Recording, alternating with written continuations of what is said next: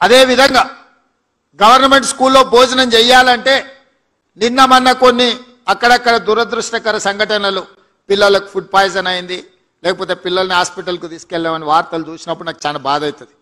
ఎందుకంటే నేను diet charges పెంచిన, కాస్మెటిక్ ఛార్జెస్ పెంచిన, ఇవాళ ఎవరైనా ఎంత ఆగర్భ శ్రీమంతుడైనా తినే సన్నబియ్యం ఇవాళ పేదోళ్ళకి ఇచ్చిన పాఠశాలల పిల్లలకు పెట్టమని నేను చెప్పిన. క్వాలిటీ ఫుడ్ ఇవ్వండి అని చెప్పిన. ప్రతి స్కూల్కు ఒక ప్రభుత్వ అధికారికి బాధ్యత ఇచ్చిన. ఇప్పుడు నేను మా టీచర్లను విజ్ఞప్తి చేస్తున్నా, మీరు కూడా వాళ్ళతో భోజనం చేయండి. వీళ్ళు ఉన్నప్పుడు నేను కూడా వచ్చి వాళ్ళతో భోజనం చేస్తా.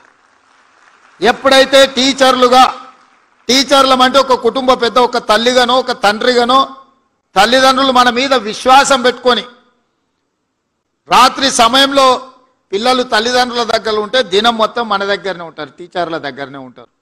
50% పేద పిల్లల బాధ్యత మా టీచర్ల దగ్గరనే ఉన్నది. ఆ సమయంలో వాళ్ళతో పాటు కలిసి, వాళ్ళతో పాటు ఆడి, వాళ్ళతో పాటు భోజనం చేస్తే ఆ పిల్లలకు ఒక విశ్వాసం వస్తుంది. తప్పు జరగకుండా చూసుకునే బాధ్యత మనకు ఉంటుంది. కాబట్టి దయచేసి మా టీచర్లకు తప్పకుండా పాఠశాలల్లో మధ్యాహ్న భోజనం పిల్లలతో కలిసి మీరు ఎప్పుడైతే చేస్తారో తప్పులు జరగకుండా ఉంటాయి. దానికి ఏం కావాలనో నాకు చెప్పండి.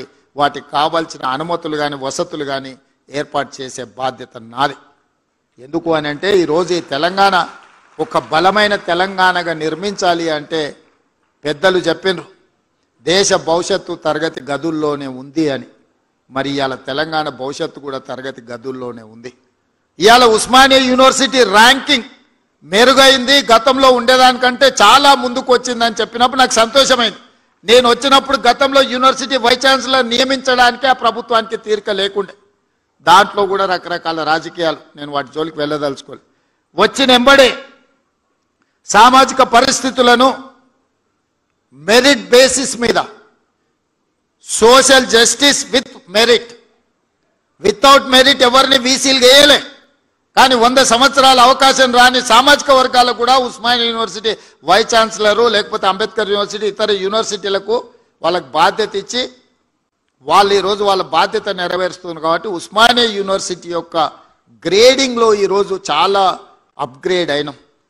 ఇవాళ ప్రైవేట్ గవర్నమెంట్ స్కూల్స్లో కూడా నాకు తెలిసి మా విద్యాశాఖ అధికారులు చెప్పాలి, ఈ సంవత్సరం 3 లక్షల మంది విద్యార్థులు ప్రైవేట్ స్కూళ్ళ నుంచి మారి గవర్నమెంట్ స్కూళ్ళకు వచ్చిందంటే మీరందరూ ఎంత అద్భుతంగా పనిచేస్తున్నారో. ప్రతిసారి డ్రాప్ అవుట్సే ఉంటుండే, ప్రతి సంవత్సరం విద్యార్థులు